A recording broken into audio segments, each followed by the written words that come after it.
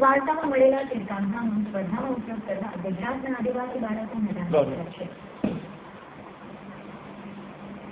તીર કંઠની સ્પર્ધા આંતરરાષ્ટ્રીય કક્ષા સુધી રમવામાં આવે છે.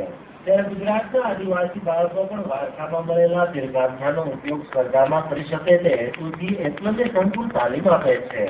તિલકવાડાના આ સંકુલમાં અભ્યાસ કરેલા બાળકોએ અનેક સ્પર્ધામાં પોતાનું નામ રોશન કર્યું છે.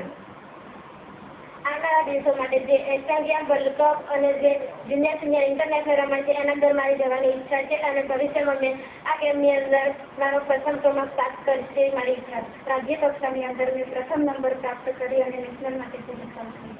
ભવિષ્યમાં મારી એવી ઈચ્છા છે કે આવનાર એશિયન ગેમમાં રમવું છે.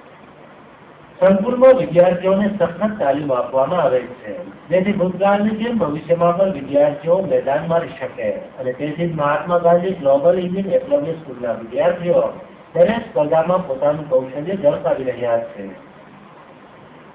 આદિવાસી બાળકોની અંદર ખૂબ જ ટેકનિક રહેલી હતી પણ એમની અંદર છુપાઈ ગઈ છે. એ લોકો એમની રીતે બહાર લાવી શકતા નથી.